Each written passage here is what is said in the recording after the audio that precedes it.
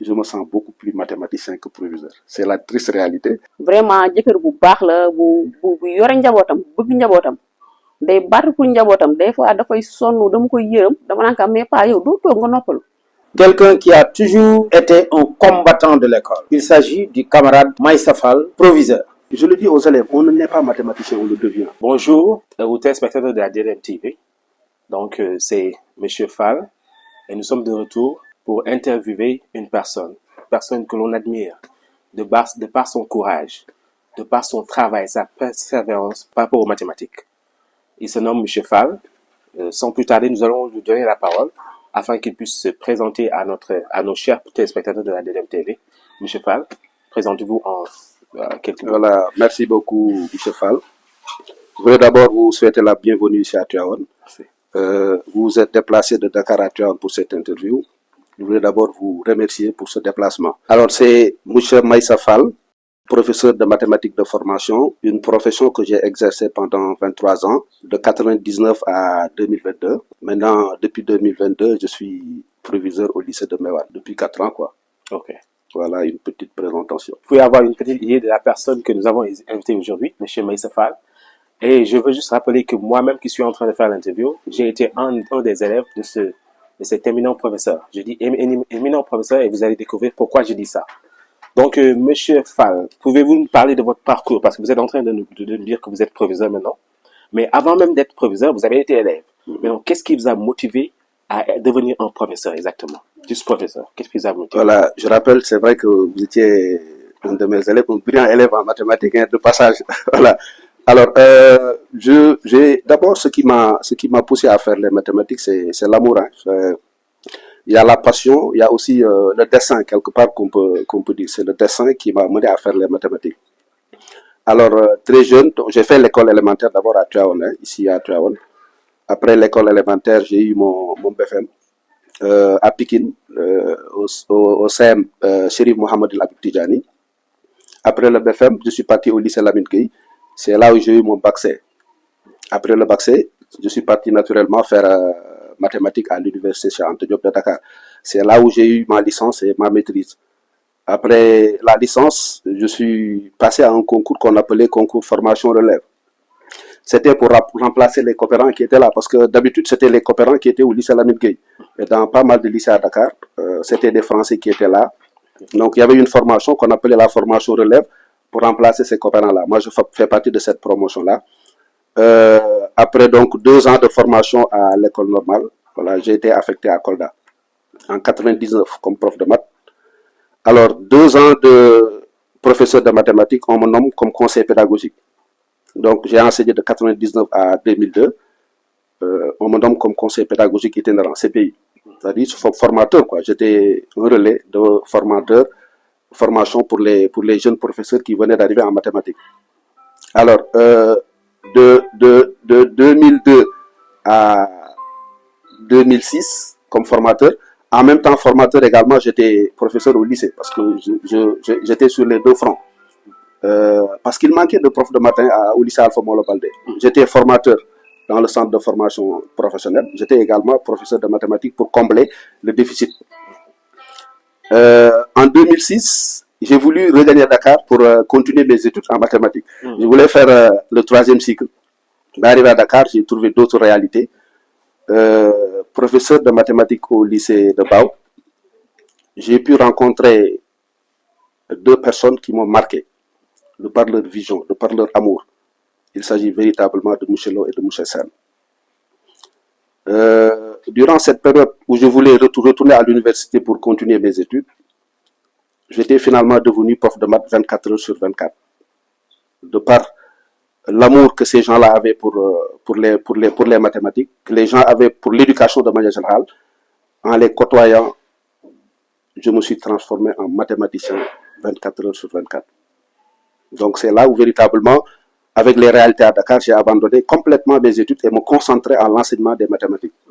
Donc c'est depuis maintenant 2022, je suis maintenant à Mewan comme proviseur au lycée.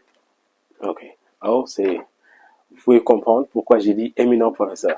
Donc, merci pour cette brillante présentation, je vais dire. Mais pourquoi les mathématiques? Pourquoi vous avez porté le choix? Parce que si on parle de séries scientifiques, on parle de SVT, on parle de PC, on parle de mathématiques. Pourquoi vous avez porté votre choix sur les mathématiques? Oui, il y a l'amour. Hein. Vous savez, les mathématiques, c'est une beauté, je le dis. Il y a une logique qui m'a beaucoup plu chez les mathématiciens. La cohérence, voilà, la logique hypothético-déductive, partir d'hypothèses pour aller vers une conclusion, c'était vraiment un schéma qui me plaisait beaucoup. Partir du néant pour retrouver quelque chose. Voilà, c'est quelque chose qui m'a beaucoup fasciné. J'ai senti en moi les mathématiques depuis la classe de quatrième. C'est en quatrième où on commence les démonstrations, que j'ai senti véritablement mon engouement, mon envie de faire des mathématiques. Ça s'est amélioré naturellement avec des profs que j'ai eus. Parce que très souvent, le prof marque également l'enfant. Des profs qui m'ont eu en classe de quatrième, qui m'ont motivé, qui m'ont poussé à aimer les mathématiques. Il y a aussi le dessin. Parce que moi, après le BFM, je me suis dit, je vais faire une série. Voilà, je vais faire une série, les séries les plus difficiles. Donc, on n'avait pas de guide, nous. On n'avait pas quelqu'un pour nous dire, voilà ce que vous devez faire. Donc, dans ma famille, je suis peut-être l'aîné. On n'avait pas des gens qui nous orientaient, allez faire ceci, allez faire cela. Donc, juste après mon BFM, j'ai dit, je vais faire une série difficile. Voilà, c'est ça. Mon défi, c'était de faire des choses difficiles. Alors, j'ai dit, je vais aller au lycée Lamine Gueye. Quelle est la série la plus difficile? On me dit, série C. Je dis, je vais aller faire série C.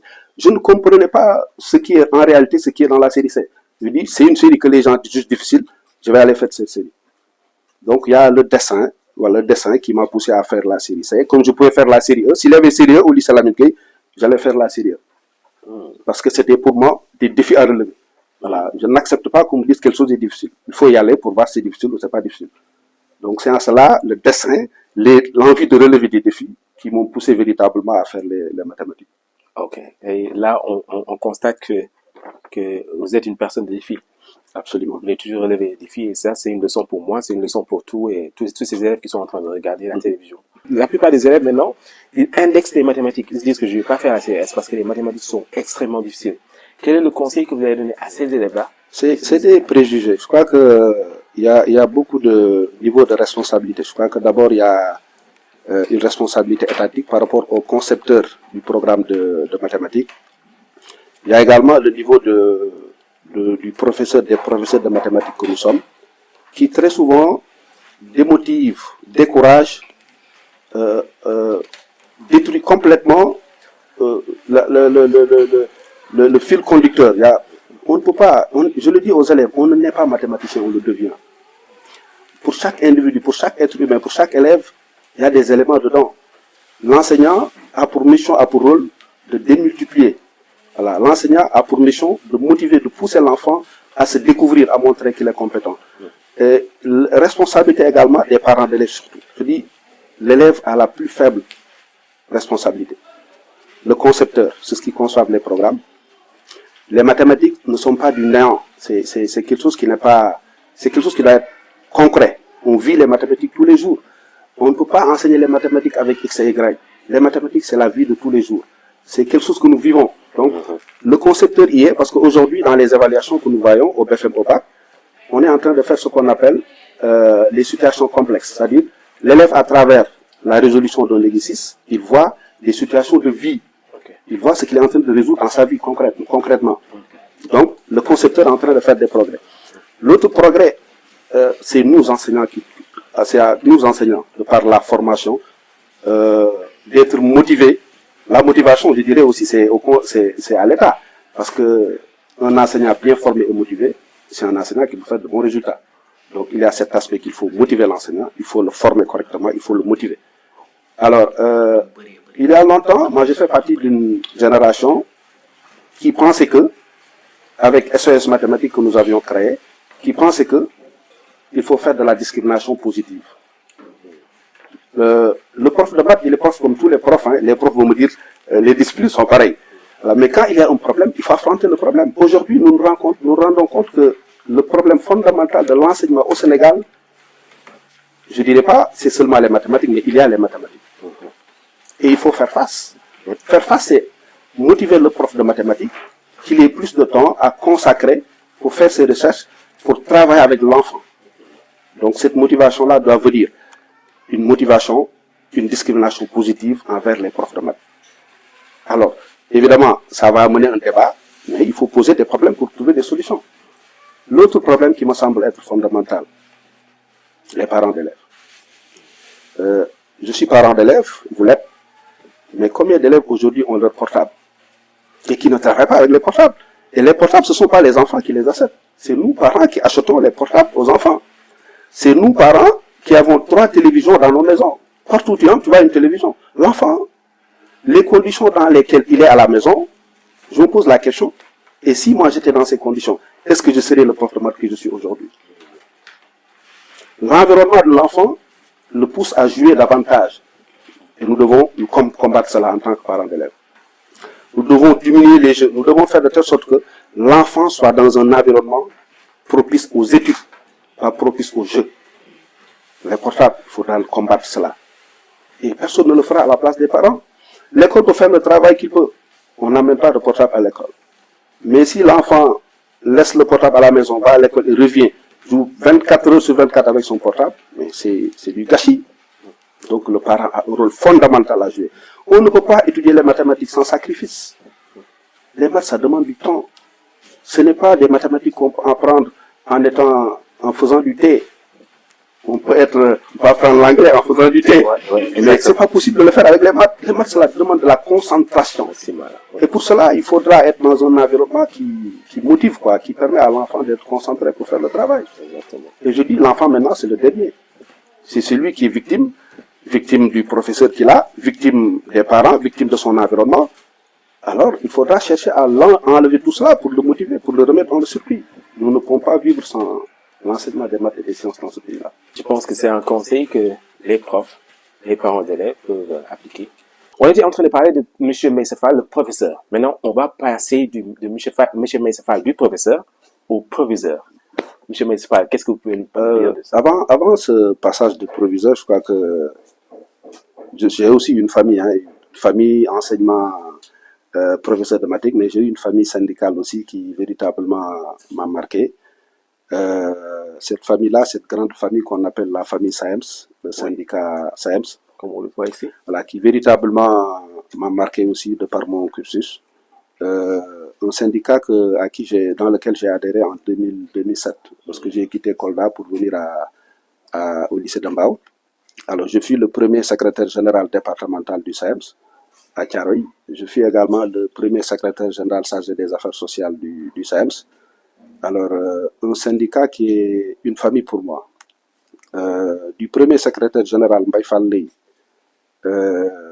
en passant par le Mamadou Lamine Dianté Soroun Sène et aujourd'hui El Hadj Malick Youm, ces visages-là, ces personnalités-là, vous les voyez, vous savez que donc le SAEMS regorge de talent. À chaque fois qu'un secrétaire général passe, on dit voilà, il est le meilleur. Alors aujourd'hui, El Hadj Malick Youm prouve véritablement qu'il est à la hauteur de sa mission. Je suis El Hadj Malick Youm, le secrétaire général national du SAEMS.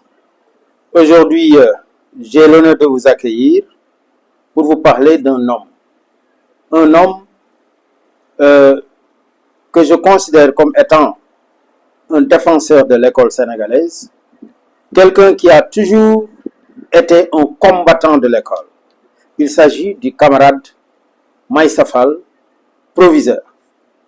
Monsieur Meissefal est aujourd'hui considéré comme l'un des membres fondateurs du SAEMS. Quand on parle de membre fondateur du SAEMS, cela veut dire qu'il a été ici aux premières heures pour contribuer à la mise en place d'aujourd'hui l'une des plus grandes organisations du système éducatif sénégalais, qui est le syndicat leader du moyen secondaire, le SAEMS. Le camarade Meissefal fait partie de ceux qui sont sortis de l'école normale supérieure vers la fin des années 90 et qui ont été victimes de ce qu'on appelle les conséquences des politiques d'ajustement structurel et qui avaient décidé en tout cas de prendre le destin en main en portant le combat pour exiger de l'État le recrutement dans la fonction publique. Objectif atteint, ce qui les a poussés à aller vers la création de cette grande organisation. Il a eu ainsi à cheminer dans l'organisation syndicale pour contribuer à l'installer, mais aussi contribuer à le renforcer et jouer un rôle prépondérant dans les instances. Il s'agit notamment des instances du syndicat telles que le bureau exécutif national, le secrétariat permanent, où il a eu à montrer ses marques. Le camarade a toujours contribué à la bonne marche de l'organisation. Et en termes de parcours professionnel également, M. Maïssa Fall est aujourd'hui un homme qu'on peut considérer comme étant celui qui a atteint le paroxysme en matière de carrière professionnelle. D'autant plus qu'il a démarré comme adjoint, il a fait ses preuves dans tous les établissements où il est passé, jusqu'au moment où il est arrivé quand même aujourd'hui à la station de chef d'établissement en tant que professeur. C'est quelqu'un qui a contribué vraiment à l'enseignement des mathématiques un peu partout au Sénégal, de par son professionnalisme, de par sa maîtrise de la discipline, ce qui est aujourd'hui une marque déposée chez lui.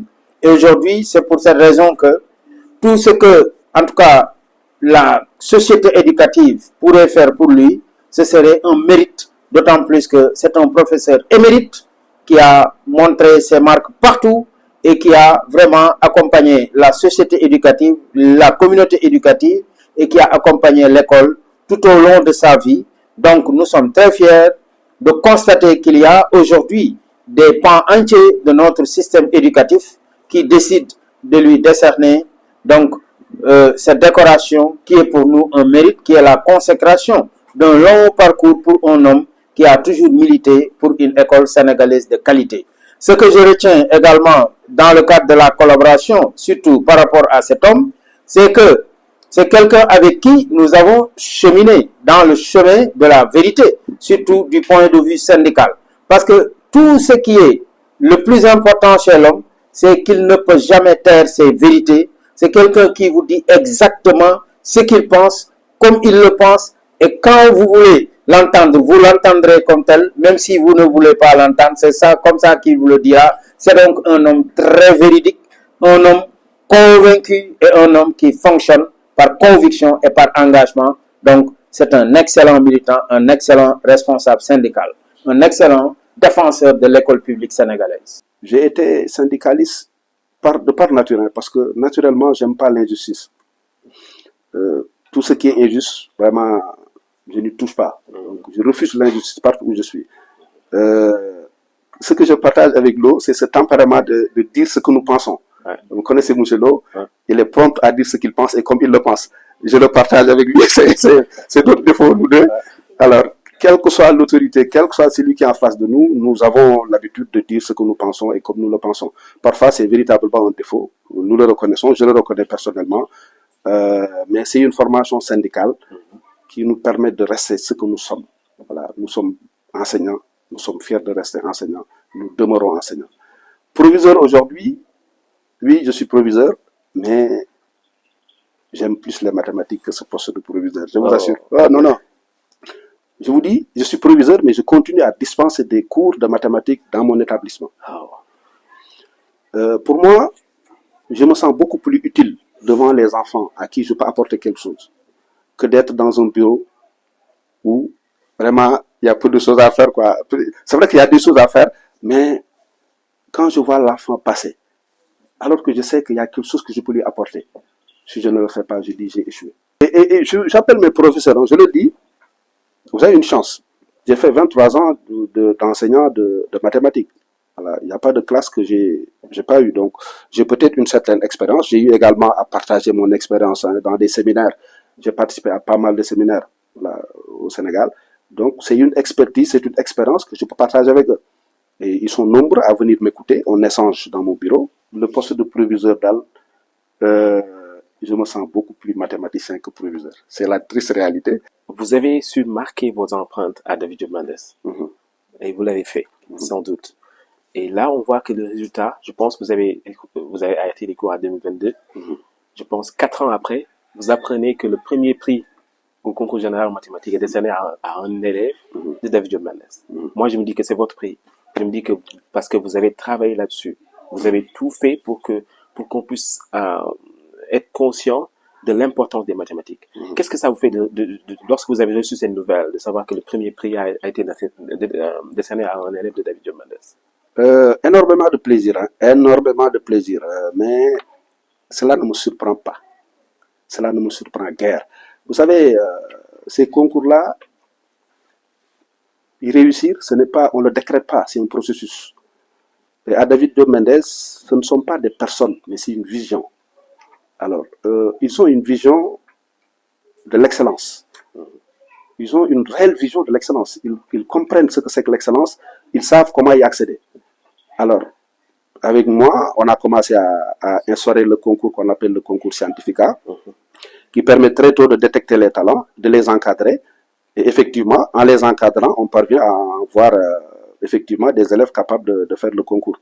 Nous avons initié le concours général. On a tenté, on n'a pas réussi. Mais l'OSN ne se décourage jamais. Ils ont compris que pour avoir un prix, on ne se décourage pas. Ils ont compris que pour avoir un prix, il faut travailler encore. Ils ont continué à travailler. Et en quittant, j'ai laissé derrière moi une équipe extraordinaire. Quand vous avez un Pathé Seck, quand vous avez un Wagan Sen, quand vous avez un Mouché Diagne, quand vous avez un Mouché Gueye, quand vous avez un Mouché Ba. Donc c'est des gens que je connais très bien. Des gens avec qui j'ai travaillé pendant longtemps. Donc je savais que tôt ou tard, avec la vision, avec la détermination de cette équipe pédagogique, on allait arriver à cela. Et je ne serais pas surpris encore qu'on garde encore ce prix pendant très longtemps. Parce que c'était une vision. Ils ont mis les moyens qu'il faut pour en arriver là. Je crois qu'ils mettront les moyens pour demeurer, pour rester longtemps dans ce cercle des grands établissements du Sénégal. Cette personne-là que vous voyez qui était en train de parler, de sa vie, de son amour pour son pays, bien sûr, l'amour qu'il a envers son pays, mais son amour pour les mathématiques, son amour pour faire passer son savoir, pour partager ce qu'il a dans sa tête aux élèves, c'est cet éminent professeur-là qui est le parrain de la cérémonie des remises des prix du groupe scolaire David Diop Mendes. C'est au CICES de Dakar. Qu'est-ce que ça vous a fait lorsque vous avez su que on vous a choisi pour être le parrain de notre cérémonie de remise des prix? Surpris, agréablement surpris, étonné. Je me suis posé la question, pourquoi moi? Pourquoi moi? Pourquoi cet événement aussi important pour David Diop Mendes, pour l'éducation de manière générale, pourquoi le choix est porté sur moi? Parce que je me pose la question, qu'est-ce que j'ai pu faire à David Diop Mendes pour mériter cela? J'avoue que je n'ai pas trouvé de réponse. Alors, en m'appelant, M. Sen et M. Lo m'ont parlé, voilà, de reconnaissance. Je dis, ils sont véritablement reconnaissants. Nous avons fait pas mal d'établissements. Nous avons beaucoup fait pour le système éducatif. Beaucoup fait pour le système éducatif. Nous avons sacrifié pas mal de choses pour demeurer et rester enseignant pour servir ce pays-là. Me voir aujourd'hui honoré par une école privée me réconforte. Montre que l'école privée a sa place dans ce pays-là. Il y a l'école publique, il y a l'école privée. L'État doit davantage aider l'école privée. L'État doit davantage tenir compte des écoles privées, de certaines écoles privées. Parce que toute l'école n'est pas David Diop Mendes, hein, c'est très clair. David Diop Mendes est un cas particulier d'établissement au Sénégal. Qu'il va falloir, je ne sais pas, par quelle magie, essayer d'imaginer comment l'élargir dans d'autres sphères, quoi. C'est un cas d'école David Diop Mendes. Le fait de choisir quelqu'un qui était parmi eux, qu'ils jugent avoir beaucoup fait dans cette école-là, mais ce que j'ai fait dans le public, je ne l'ai pas fait à David Diop Mendes. Les sacrifices que j'ai consentis pour décrocher quelques lauréats dans certains établissements publics du Sénégal au concours général, de par mes moyens, je sortais, je finançais des gosses pour étudier.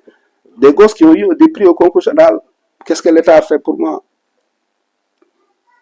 Donc, la reconnaissance de cette école-là, c'est deux individus qui sont de très grandes personnalités. Alors, je ne peux que prier Allah, subhanahu wa ta'ala, qu'il les protège. Qu'il davantage fasse de cette école-là une école d'excellence. Que les prix qu'ils ont aujourd'hui demeurent et restent encore, ces prix-là restent à David Diop Mendes. C'est un honneur pour moi, et cet honneur, véritablement, je partage ça avec certains collègues qui étaient avec moi. La première génération de secondes que nous avions à David Diop Mendes, je ne peux pas ne pas penser à ces profs-là qui étaient avec moi. Donc cet honneur à travers ma personne, je dis, David Diop est en train de récompenser les professeurs qui étaient là au début. Par ma personne, je dis, ce n'est pas un parrain en tant que Maïssa Fall en tant que tel, mais c'est parrain Maïssa Fall avec tous les profs qui étaient avec lui, de par la première génération de seconde que nous avons formé à David Diop Mendes. Donc encore une fois, je ne peux que les remercier, je ne peux que les remercier, je ne peux que les remercier. Ça me va droit au cœur, c'est un honneur véritable pour moi. Asalaamaaleykum waa David Diop Mendes waa man la Asiatou Fall madame Fall Maysa waa Maysa nag li ngeen ko kii nii mérité na ko parce que jëkkër bu baax la jëkkër bu am diine la jëkkër bu yor njabootam la jëkkër bu bëgg ay mbokkam la aussi bëgg famille wam bëgg yaayam bëgg ay soxnaam aussi vraiment ku baax la ku mérité li ngeen ko defal la borom kër bu baax la bu yaatu la bu bëgg njabootam bu bëgg famille wam bëgg yaayam ay frère am sœur am doomam yi nag ñoo ay moromam doomam yi ay moromam la ñu ñoom bu absenté benn journée rek dañ may sonal yaay an sam papa kañ lay ñëw vraiment man mi aussi tamit noonu la may manqué su génnee parce que attache bi ñu am ñun ñaar fa dëgg yàlla jéggi na dayo parce que macha allah damay ñaan yàlla nañu yàlla dafa cër rek def nañ 23 ans de mariage vraiment mosuñu am benn problème. vraiment jëkkër bu baax la bu yore njabootam bëgg njabootam day battre pour njabootam des fois dafay sonn dama koy yërëm dama naan ko mais pas yow doo toog nga noppalu mais danaa man déedéet li ma koy ñaanal mooy njabootam gi dund ba koy yóbbu Màkka si bat Seydina Muhammad yàlla may ko fanu gudd bu ànd ak wér gi yaram. li may wax nag sama xol laa koy jëlee jëkkër bu ma yërëm la daal bu ma yiir bu ma aar sàmm ma vraiment ginnaaw yàlla daal man dama ko jébal sama bopp. suma rak koo xam ne ku sës ci man muy Maysa Fall man sama deuxième gosse moom laa ko tuddee mbaaxam ak ngëm-ngëmam moo tax ma tuddee ko bu sañoon ku mu jàngal nga réussir lu mu yor da koy bokk ak famille bi muy góor muy jigéen ñu ñuy di ko doole di ko gën a ñaanal yàlla. man li may wax yàlla moo tax muy wax dama leen di wax ay jikkoom rek ni mu mel xolam mu rafet na alalam du ko boole kenn day faj ay soxla te kenn du ko xam ay waajuram benn dafa bëgg yaayam kafewul yaayam ñaar ak papaam su papa ji doon wax ni duñ teg baat yaayam moom bu feebaroon yaayam feebar léegi mu wér pour jël yaayam yóbbu ko faju amul nag lu muy nekk te du ñëw ni yaayam maa ngi dem place tel ñëwaat. Maysa, c'est notre frère. On a été ensemble à David Diop pendant presque 15 bonnes années. Mu nekk suñu grand frère vraiment man suma waay la parce que ma nekkee David Diop Mendes il me donnait beaucoup de conseils. damay wax juste ci liggéey bi mu def au niveau de David Diop Mendes ba tax tey jii peut-être ñu jël cër bi jox ko wax dëgg yàlla c'est un prof modèle donc émérite. ku mën liggéeyam professionnel également donc dama ko daan gis lool muy sonn trop ci xale yi à David Diop. mais pour IA bi ñu bokk parce que yenn saa yi on partage ensemble des séminaires on se rappelle également les bons moments qu'on a vécu ensemble à David Diop Mendes. koo xamante ni wax dëgg yàlla cër bi ñu ko jox nii on ne pouvait pas chercher meilleur parrain que Maysa. Nous voyons cette image. C'est une image que nous avons vue ici, dans votre maison. Pouvez-vous nous parler de cette image? Oui, il y a tellement d'images. Hein. C'est l'une des photos que mes élèves du terminal S1 de la génération 2018-2019. Voilà, c'est juste après le bac qu'ils ont réussi à 100% avec des mentions, alors qu'ils sont venus me remettre. C'est des gosses qui m'appellent régulièrement, ils sont nombreux en France. Ils ont même créé des groupes qu'on appelle groupe Papa Maysa Fall, qui m'appellent régulièrement. C'est vraiment, ils me donnent beaucoup de cadeaux. C'est des gosses qui m'honorent, qui m'appellent, qui viennent me voir. Pendant les vacances, ils sont parfois assis ici. Ils viennent de France, de Maroc. Ils sont là à se réunir, à manger avec moi. Donc, ça montre que les gosses sont reconnaissants. Tout ce que vous faites pour l'enfant, vous ne le regretterez pas. Donc, on se bat pour notre pays. Se battre pour son pays, c'est se battre pour les enfants que nous avons aujourd'hui. L'éducation, il n'y a rien de plus que l'éducation. Nous n'avons que cela. Quand nous voulons construire ce pays, et c'est ce que l'OSN ont compris, il faut investir sur l'enfant. Il faut investir sur l'enfant si nous voulons relever les défis. Exactement. Et on peut apprendre de ça, nous qui sommes professeurs, que être un professeur, c'est pas juste donner la connaissance, mais c'est être un papa. Absolument. Alors, nous demandons à tous les professeurs, à tous les enseignants, à tous les parents de venir nous rejoindre le 26 pour fêter l'excellence au CICES. Alors, c'est le moment des enfants. Ils ont fait une année scolaire couronnée de succès. C'est nous, parents, c'est nous, acteurs du système éducatif, de venir honorer ces enfants-là. Merci, j'étais avec mon oncle, j'étais avec mon professeur. Merci beaucoup de nous avoir suivis et à un prochain épisode.